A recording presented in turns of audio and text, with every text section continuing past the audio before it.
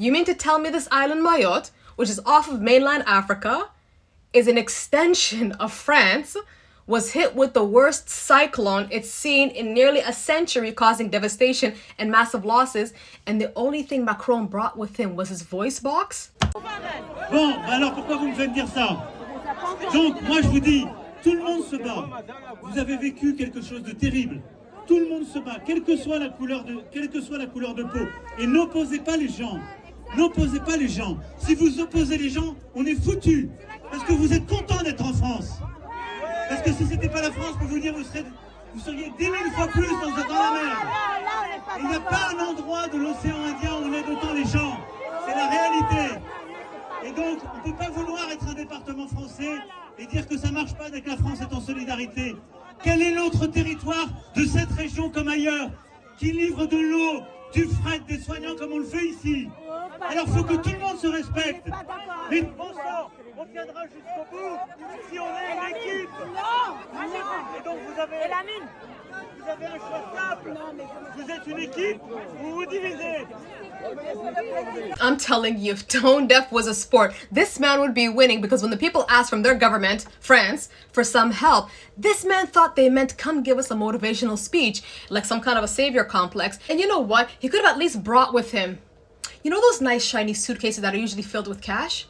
That would have been a great starter pack, but no. Instead, what he did is he came, took a tour of the region, and stood in the middle of everybody and lectured them how they ought to be grateful that they're under France's wing and that it could have been 10,000 times worse. Now, mind you, this devastation happened on December the 14th, and there's a lot of people today still don't have access to clean water, shelter, and basic health care. And I'm seeing photos circulating that this is what the people are getting for as support. I mean, I don't even see oil or even bread, so how are they gonna make a meal?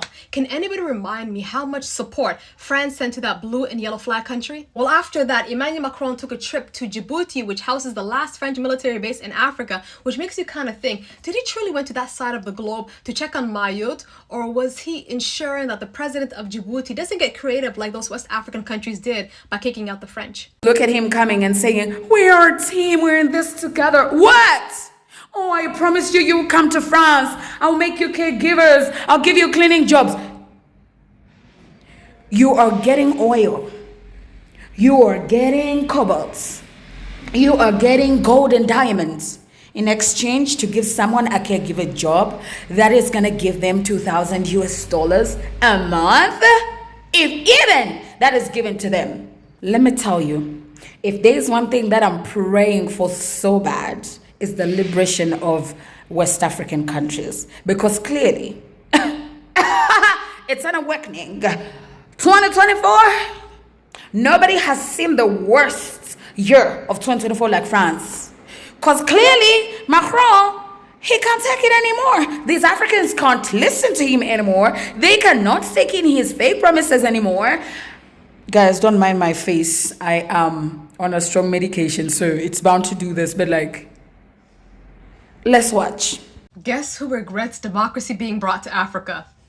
So Terry Hulahan, right there, the CEO of an African-focused Australian mining company, heads to Mali thinking, you know, it's just a quick business trip, expecting to shake a few hands, sign some paperwork, and then jet out of there, you know, the usual. But to his surprise, there's a new leader in town, Assimi Goïta. Now this is where it gets funny, because I'm sure Terry thought, different faces, same system, right? No, Assimi is not like that. And when he questioned the company about the underpaying taxes to the tune of $150 million, Terry brushed it off as an unsubstantiated claim. Please. So who are you calling a liar? And that attitude alone got Terry and a couple of his colleagues detained. Now, I thought they were going to duke it out in court, but no. I guess Terry's not built for that life in Bamako. And once his company's stock started tanking, he then did a double take at those finances. And to his surprise, guess what he found out?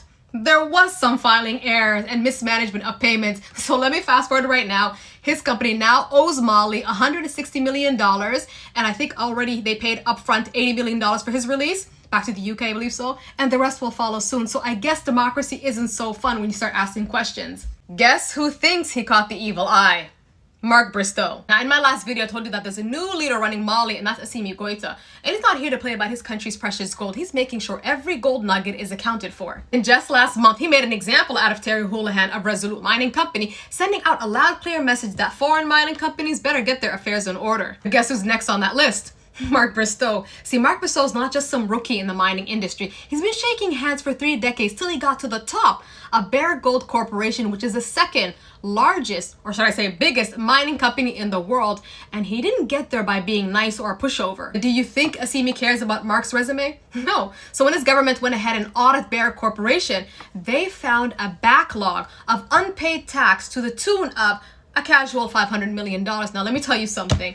Barrick Corporation is calling this a farce and a cheap attempt to squeeze money out of foreign businessmen. So you know what Mali went ahead and did? They detained 4 senior members of Barrick Gold Corporation. See, here's where things get interesting, because Barrick Corporation is probably thinking Assimi's government's punching way above their weight and they really don't know who Mark Bristow is. Because this guy, born and bred on the continent, apparently he's South African, and allegedly he knows how shakedown goes because he have decades of experience navigating changes through leadership dynamics on the continent. So when Barrick Corporation offered to settle the tax dispute with a $370 million, basically saying, take that money and go ahead and stop embarrassing us, okay? Go ahead and renew those permits. Assimi and his government doubled down and issued a warrant for Mark Bristow on the basis of financial misconduct. Oh my goodness, guys.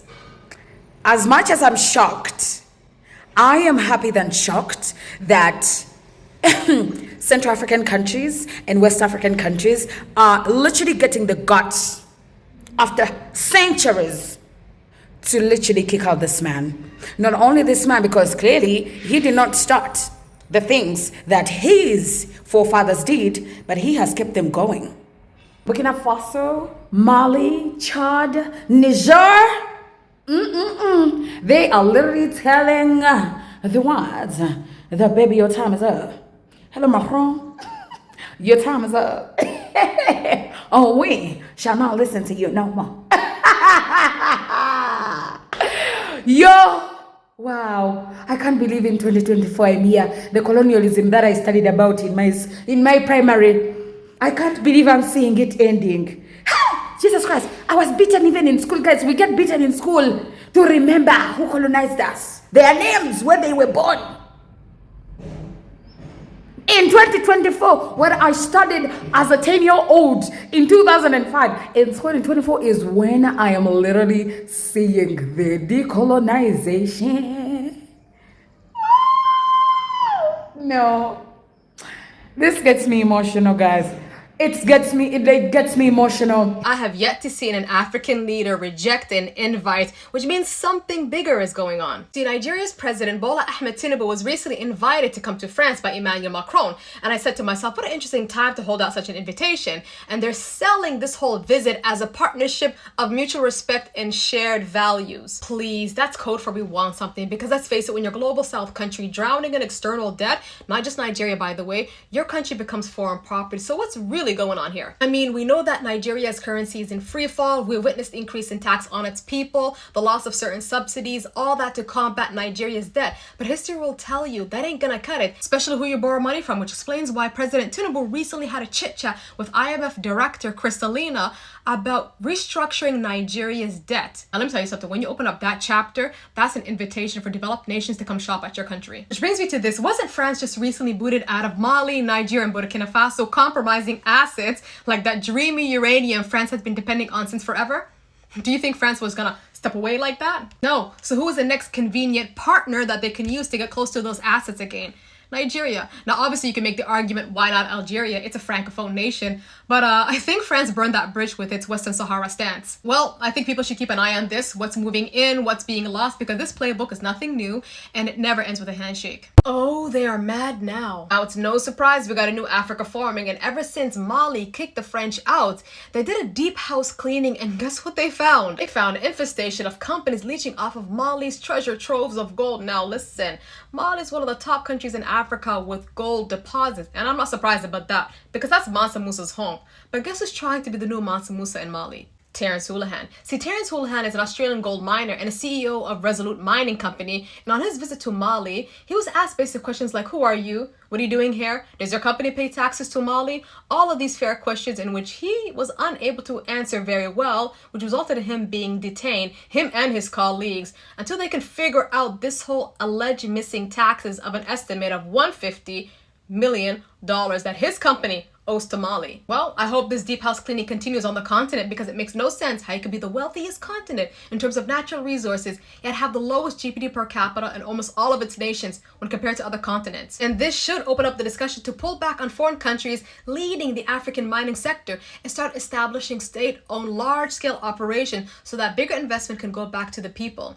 But that kind of means you need a fair and honest leader, right? They are calling it a humiliation and a surprise because France keep on taking hits after hits with what's going on in West Africa. See, earlier this year, France sent Jean-Marie Boukel, aka the African Whisperer, over to Côte d'Ivoire, Gabon, and Chad to take their temperature and see if they can get away with keeping French support in that region. But when it comes to Senegal, he flew over it, didn't want to stop by, claiming that elections were happening. But was that the truth? Senegal's been on a sovereignty mission, and Prime Minister Sonko's been loud about wanting the French out. And in June of 2024, when President Faye visited France, he acted diplomatic when questioned about France's presence in the region. He kind of gave the impression like, we're still thinking about it. And you can see from Macron's face, that's not a smile. He's probably pissed. Because little did he know, turns out they were already done thinking about it, and just recently they released a statement that they want all French bases to close down and to exit stage left. Now as for Chad, when our guy Boukel, you know, the African Whisperer, visited Chad earlier this year, he went back to France and told his friends, we have everything under control, okay? We get to keep our bases, but we gotta tone down our presence in the region. Now fast forward to November 28th, a significant date for Chad, marking the proclamation of the Republic. The French foreign minister, let me show you him. This guy right over here, Jean-Noël Barrot, okay, flew in for his usual visits. This is what they kind of do. I don't even know why he rolled up on a day like this, but just hours after he left, Chad announced that they're ending the support pact with France, asking all the servicemen and servicewomen to go back to France. They could even wait for Jean-Noël to land back in Paris before they dropped the eviction letter. Like, they were so blindsided that even the government of Chad has to make an announcement. No incident happened, okay? Nothing went off. We just are kind of done. Now, who do you think will be the next country? Following Chad's surprise decision last month to end its defense cooperation pact with Paris. The move comes after France already pulled its forces out of Mali, Burkina Faso and Niger in recent years.